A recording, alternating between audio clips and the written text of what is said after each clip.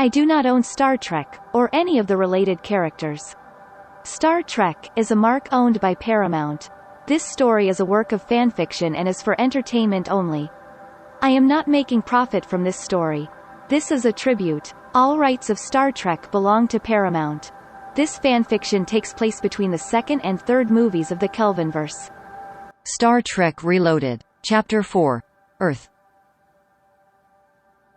The alarm rang at 7 a.m. Like an antediluvian monster emerging from the deep waters of an ocean, an arm forced its way from beneath a tangle of sheets and blankets.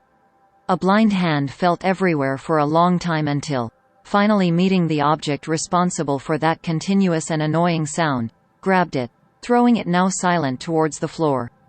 I don't see any logic in destroying the alarm clock every time we have to get up, said a deep voice. From the chaos a body slowly emerged.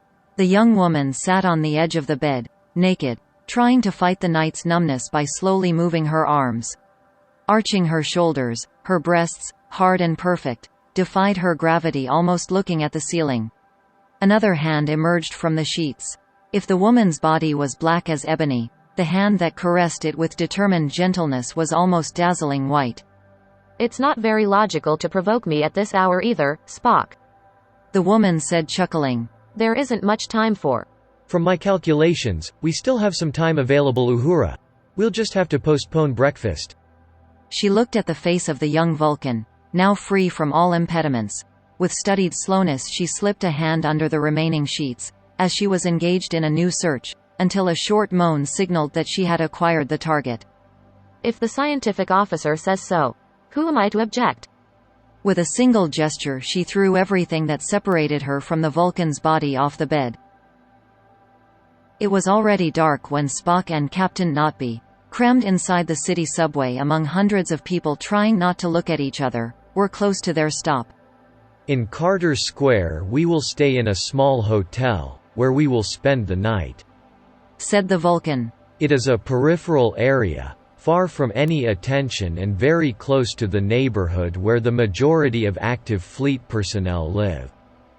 Are you sure that you will receive us in secret? Notby immediately regretted the question, which he had now asked too many times. Reasonably, Captain, reasonably sure. Just as I am very sure of your ability to understand the answers, despite the continuous and illogical repetition of the usual questions. As they talked, the Vulcan couldn't help but notice the curious and malevolent gaze of some young people in the same wagon. One of them, a tall and muscular man, with cold and arrogant eyes, pointed him out to his friends without bothering to hide it.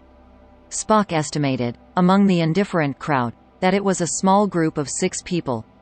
They talked and laughed loudly while one of them, with both hands, continually touched his ears, winking ironically at the elderly Vulcan.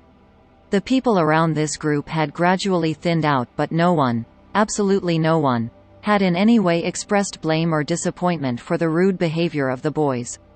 Ignore them, Spock. Notby was very determined. We must in no way get confused with those poor idiots. A fight would be out of place to say the least.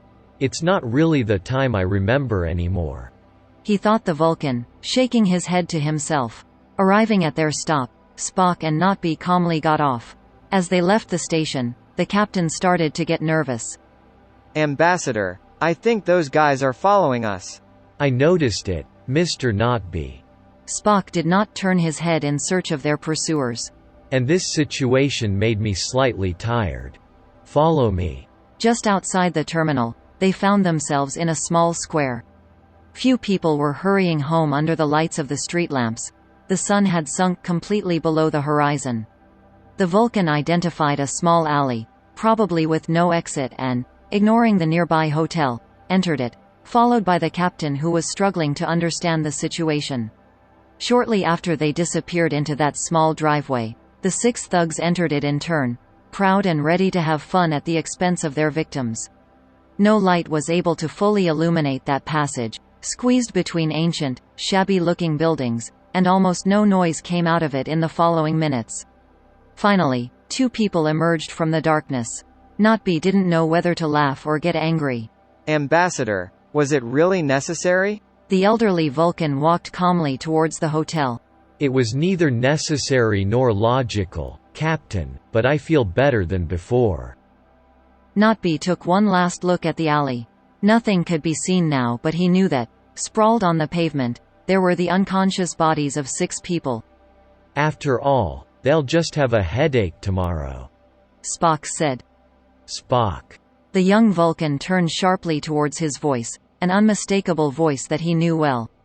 Spock, what? Suddenly realized that he didn't know what to call it. He didn't know if be as formal as the difference in age and rank would require, and yet he was talking to himself, more or less. Albeit with a much, much older self. The old Vulcan got up from his table and, without formality, sat down next to the young officer.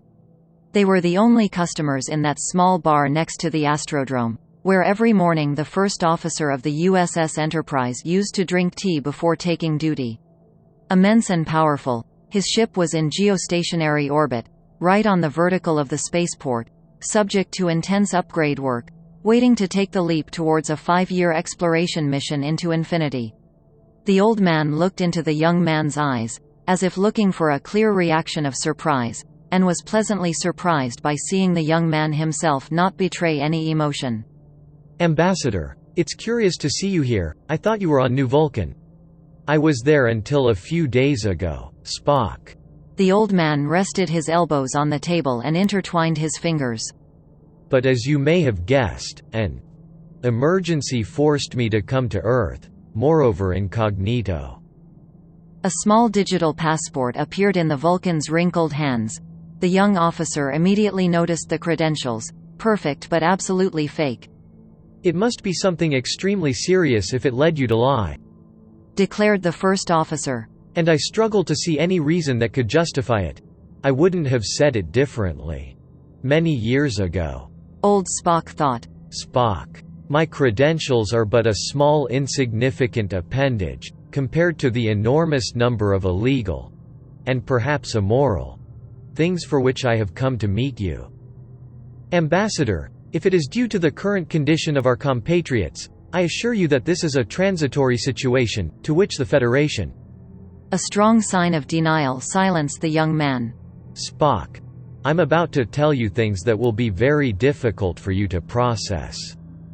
What I ask you, first of all, is to listen to me with an open mind, to maintain absolute confidentiality and a strange grimace appeared on the elderly man's mouth.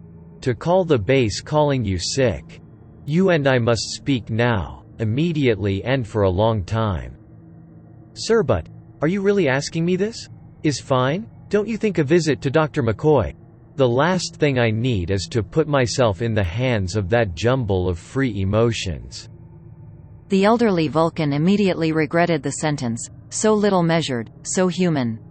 He had an immense respect for McCoy, for his McCoy, and yet no one had been equally capable of making him regularly irritated, of mocking his absolute trust in logic, even catching him, on rare occasions, completely wrong. McCoy, Bones, as JT called him. Kirk had made him reevaluate his human part and, in truth, he had never forgiven him for it. Furthermore, the Bones of this new timeline did not seem at all different from the one he had known. He seemed to be the only past untouched by the upheavals brought about by Nero. Having regained full control, he continued to speak to his young counterpart. Spock. If I have also broken my oath, the one I had imposed on myself, that is, not to reveal anything about the future to you, it can only be for important reasons above all else. I just ask you to trust me. The first officer remained silent for a long time, then took the communicator. Uhura, please inform the crew that I will not be able to be present at the briefing this morning. No, nothing important. I simply realized that I have to finish a research in progress. You will agree that today there is nothing that actually requires my presence and it would be illogical. This time the elder Spock almost smiled. To risk losing important data in the face of a banal routine presence without real substance and necessity. You can easily replace me in everything. Yes, thank you. See you tonight. Yes. The young man closed the connection. Ambassador, I have just done something highly disgraceful, incorrect, and I really hope I did it for, as you say, an important reason." The elderly Vulcan slowly got up from his chair.